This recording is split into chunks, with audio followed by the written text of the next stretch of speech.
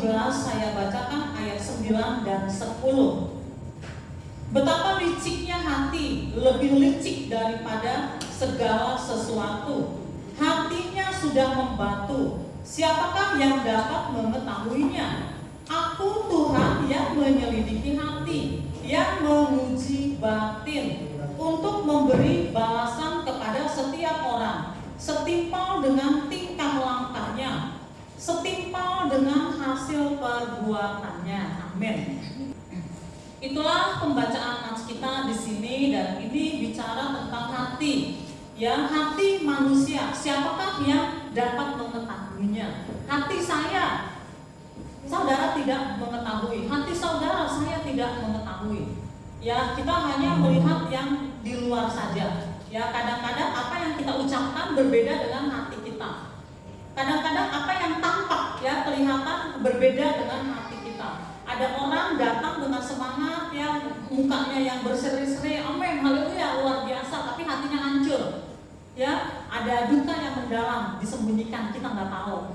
Ya, ada orang yang sepertinya biasa-biasa saja, ya, raut wajahnya biasa, tetapi di dalam hatinya dia sedang, waduh, ya, ada sesuatu yang luar biasa dia alami, tapi dia karena satu dan lain hal dia tidak menyampaikan, ya, kita nggak tahu, ya.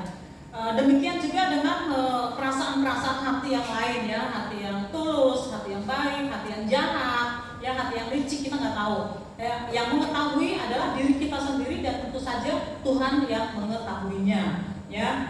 Jadi hati manusia, siapakah yang dapat mengetahuinya? Jika Tuhan menyelidiki hati, jika Tuhan menguji batin, Tuhan akan memberi balasan kepada setiap orang setimpal dengan tingkah langkahnya, setimpal dengan hasil perbuatannya. Yang diuji adalah hati, yang diuji adalah batin, ya. Tetapi Tuhan memberikan balasan kepada tingkah langkah perbuatannya. Nah, artinya ada hubungannya dengan hati dan perbuatan, ya. Perbuatan-perbuatan yang dilakukan oleh seseorang sebetulnya itu timbul dari hatinya, ya, dari hatinya. Jadi hatilah yang mendasari perbuatan-perbuatan manusia. Nah, untuk itu Bapak Ibu Saudara, kita akan melihat sebuah contoh, ya, dari Perjanjian Lama, ya, tentang seorang yang bernama Saul. Saul adalah raja Israel yang pertama, ya, dan kita tahu raja yang kedua adalah Daud, ya. Dan Raja Daud adalah raja yang luar biasa, ya.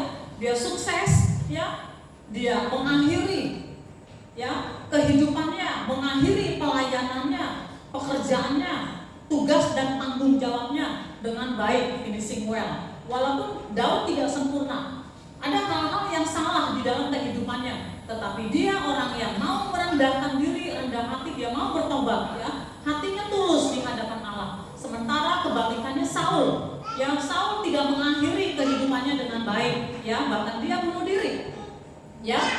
Kita akan melihat contoh dari Saul, ya, di dalam kitab Samuel, ya, 1 Samuel, 2 Samuel, diceritakan bahwa Saul dipilih oleh Tuhan untuk menjadi raja, ya, sama juga dengan Daud, ya. Dia tidak memilih, dia tidak mencari-cari, ya, tetapi Allah sendiri yang memilih, ya. Demikian juga dengan Saul.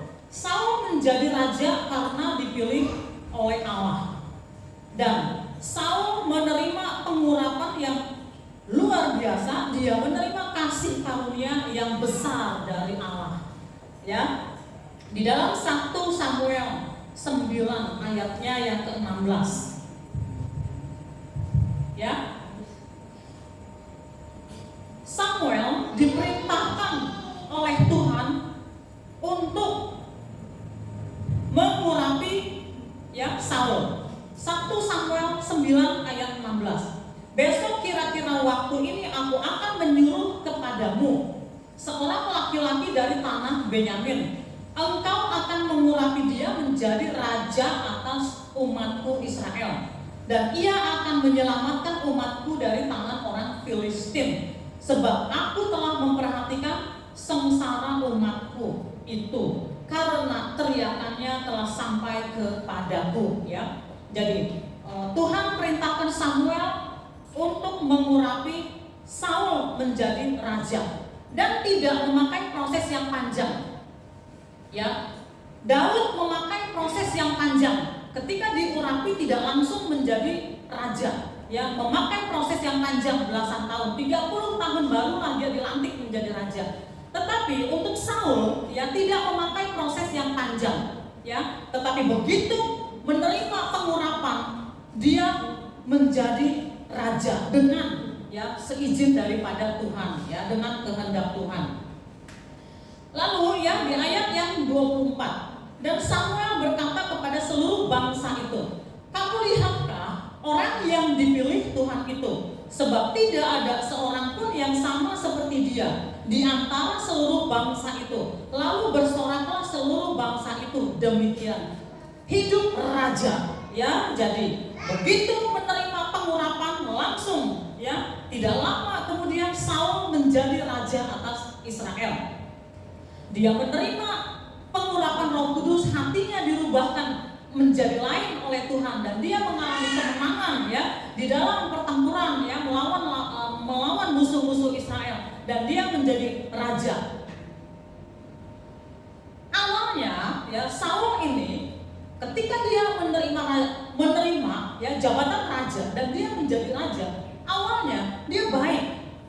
Dan karena dia juga dipilih oleh Tuhan, Tuhan tidak mungkin Tuhan memilih orang yang hatinya tidak baik, ya. Dia baik. Lalu Saul pun juga punya hubungan yang baik dengan Daud. Saul punya hubungan yang baik dengan Daud. Suatu ketika Saul berbuat salah dan dia mengalami sakit penyakit, diganggu oleh roh jahat. Dia membutuhkan seorang pemain kecapi, ya, dan pemain kecapi yang dipilih oleh Saul adalah Daud, di mana Daud di dalam memainkan kecapi bukan sekedar memainkan kecapi, dia menyembah Tuhan. Dan ketika dia menyembah Tuhan, maka roh-roh jahat yang mengganggu Saul itu pergi dan Saul menjadi nyaman, keadaannya menjadi baik. Jadi Saul butuh Daud, ya. Dan ternyata, ya, setelah Daud sering ke istananya Saul, ya, dan memainkan kecapi, dikatakan di Alkitab Saul menyukai Daud. Jadi ada hubungan yang baik, ya. Di dalam 1 Samuel 16 ayat 21, demikianlah Daud sampai kepada Saul dan menjadi pelayannya.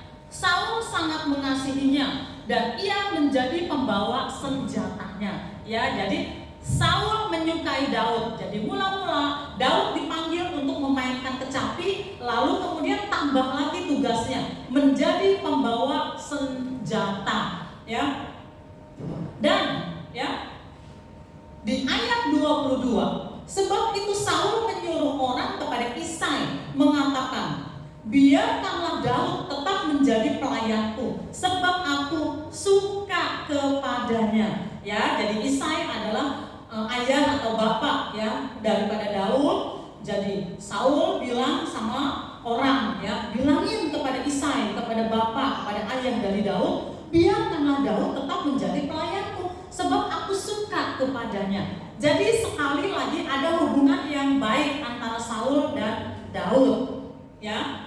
Di dalam 1 Samuel 18 ayat 5, Daud maju berperang dan selalu berhasil kemana juga Saul menyuruhnya, sehingga Saul mengangkat dia mengepalai para prajurit. Hal ini dipandang baik oleh seluruh rakyat dan juga oleh pegawai-pegawai Saul. Tambah lagi tugasnya, tadi memainkan kecapi, ya, ketika Saul sakit, lalu ditambah lagi menjadi pembawa senjata, menjadi pelayannya.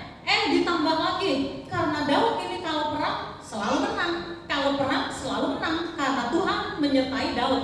Akhirnya Saul tambah lagi mempercayai Daud. Daud diangkat untuk mengepalai para prajurit. Hubungan mereka baik atau enggak? Baik sekali hubungannya, ya. Nah, tetapi, inilah perhatikan yang kita mau melihat soal hati ya. Jadi ceritanya Daud ini menang terus dan menang ya, dan dia menjadi kepala para prajurit. Lalu di dalam 1 Samuel 18 ayat 6, judul perikopnya Saul benci kepada Daud. Nah, inilah awal mulanya Saul benci kepada Daud.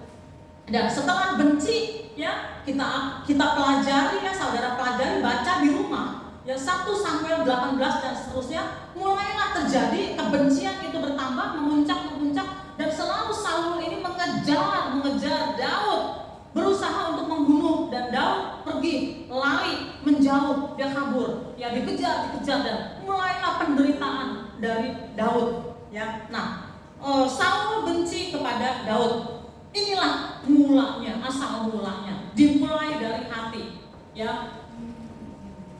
Tetapi pada waktu mereka pulang, ketika Daud kembali sesudah mengalahkan orang Filistin itu, keluarlah orang-orang perempuan dari segala kota Israel, menyongsong Raja Saul sambil menyanyi dan menari-nari dengan memukul rebana, dengan bersukaria dan dengan membunyikan gerincing. Dan perempuan yang menari-nari itu menyanyi berbalas-balasan, katanya, Saul mengalahkan beribu-ribu musuh, tetapi Daud berlaksa-laksa. Lalu bangkitlah amarah Saul dengan sangat, dan perkataan itu menyebalkan hatinya, sebab pikirnya, kepada Daud diperhitungkan mereka berlaksa-laksa, tetapi kepadaku diperhitungkan beribu-ribu. Akhirnya jabatan raja itu pun jatuh kepadanya. Sejak hari itu maka Saul selalu mendengki Daud. Nah saudara, asal-muasalnya mereka ya rukun. Ya kalau dari pihak Daud memang tulus-tulus aja. Tapi Saul sebagai pimpinan, sebagai raja, dia tulus, dia baik, dia senang, dikatakan aku suka kepada Daud. Tetapi satu ketika mereka berperang, ya bersama-sama maju berperang, dan mereka pulang dengan membawa kemenangan, ya, dan mereka disambut oleh para wanita. Nah, nggak tahu ya wanitanya berapa, puluhan, ratusan ya, kita nggak tahu ya.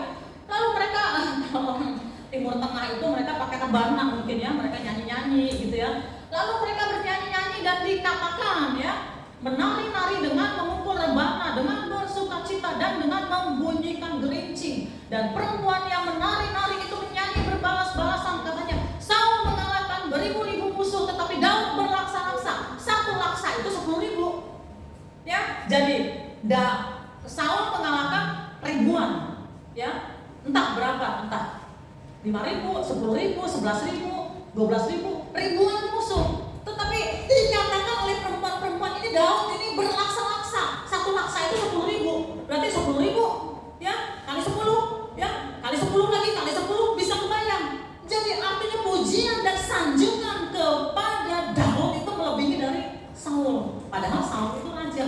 Dan dikatakan bangkitlah amarahnya Saul. Ya sangat, ya dia sangat marah. Perkataan mereka menyebalkan hatinya. Lalu mulailah gara-gara kesal, pujian kepada Saul hanya sedikit, pujian kepada Daud banyak, luar biasa. Hanya gara-gara perkara seperti itu pikirannya kemana-mana.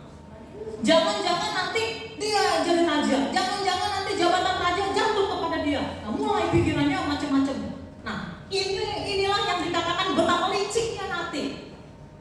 Betapa liciknya hati, dia mulai menyimpan pikirannya kemana-mana. Padahal hanya gara-gara orang bernyanyi-nyanyi memuji. Ya padahal kalau dia hatinya tulus-tulus saja, ya, kalau memang dia ya sebagai bawahannya, si Daud ini bawahannya, dia punya sesuatu yang baik, dia nggak apa-apa dipuji, karena memang itulah potensi dia dan bahkan harus dikembangkan. Dan kalau perlu dikasih kesempatan untuk maju, betul apa betul?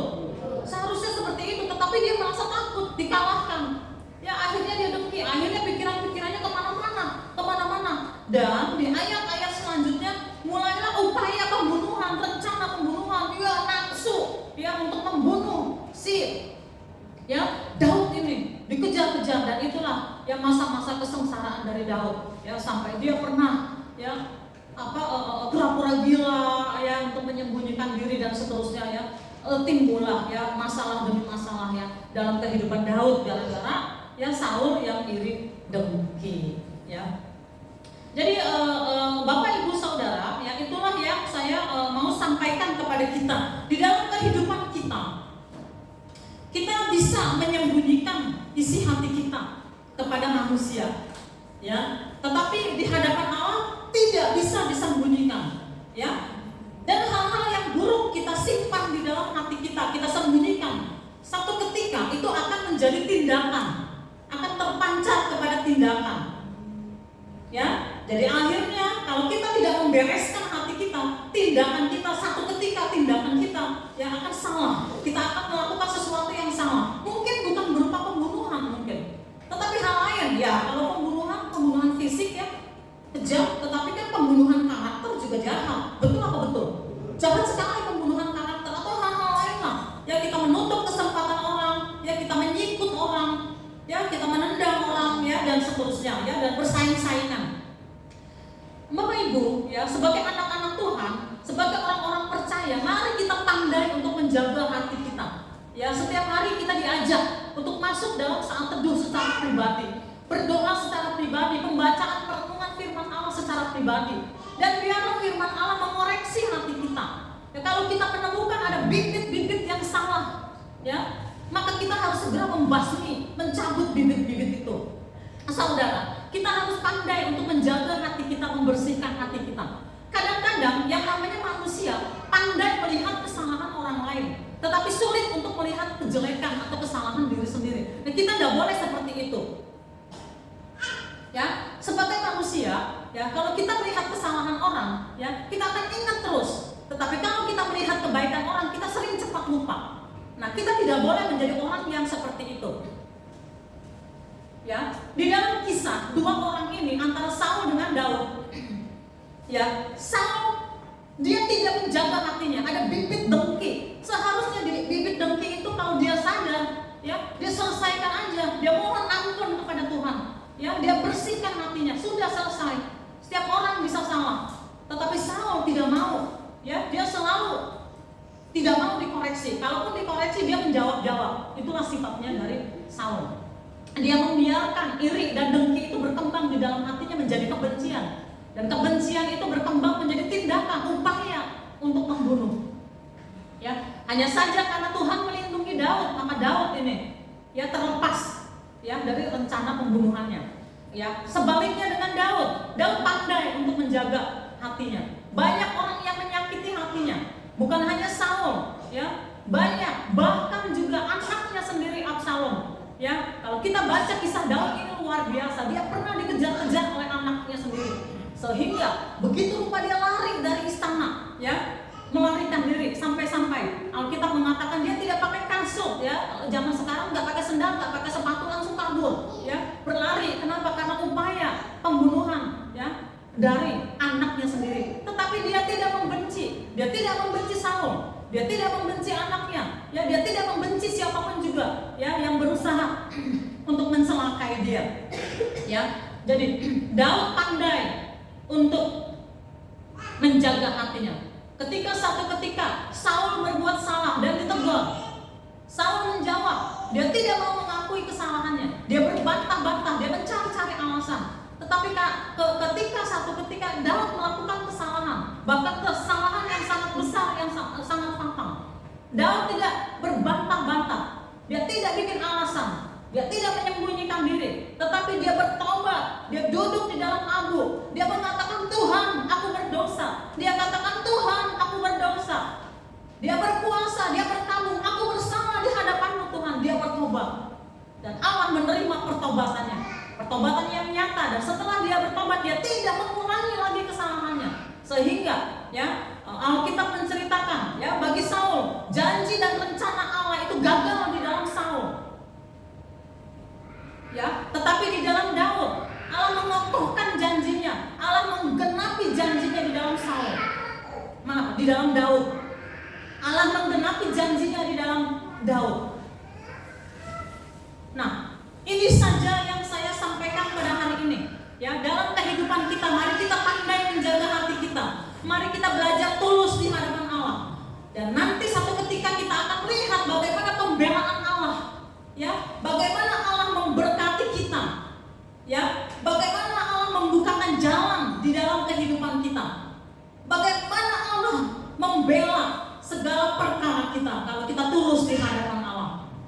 Ketika kita mengalami kesulitan, kita jangan mencari-cari jalan memakai cara yang salah. Jangan kita menyimpang ke kiri dan ke kanan, tetapi kita belajar tulus di hadapan Allah. Kita belajar tunduk kepada firman Allah. Kita belajar mendekat kepada Allah. Sekalipun kita jatuh, kita jangan sampai tergeletak.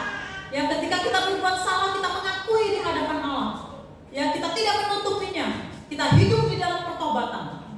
Dan Allah akan memberkati kita. Dan Allah akan membuat perbedaan antara orang benar dan orang yang tidak benar. Itulah janji firman Tuhan. Jadi itulah yang saya sampaikan pada hari ini. Mari kita pandai untuk menjaga hati kita. Dan itu dimulai dari diri kita. Dimulai ya dari hari ini. Kita nggak usah tunggu besok atau minggu depan atau bulan depan. Hari ini kita masuk, kita pulang nanti, masuk kepada kehidupan kita sehari-hari, kehidupan berkeluarga, kehidupan di dalam pekerjaan kita, dalam pergaulan kita, dalam kehidupan nyata kita, anak-anak di dalam pergaulan di sekolah, ya. Nah, kita masuk kepada pergaulan kita sehari-hari, kehidupan kita sehari-hari. Mari kita pegang firman Tuhan ini, ya. Kita pandai untuk menjaga hati kita. Kita mengingat firman Allah yang mengatakan betapa liciknya hati, lebih licik daripada segala sesuatu. Hatinya sudah membatu. Siapakah yang dapat mengetahuinya? Aku, Tuhan, yang menyelidiki hati, yang menguji batin, untuk memberi balasan kepada setiap orang setimpal dengan tingkah langkahnya, setimpal dengan hasil perbuatannya. Hati yang baik, hati yang tulus, hati yang dijagai oleh firman Tuhan akan terpancar kepada perbuatan, ya, akan ya terpancar kepada tingkah laku kita setiap hari, dan pada waktunya Allah akan membalas semua perbuatan baik, perbuatan benar,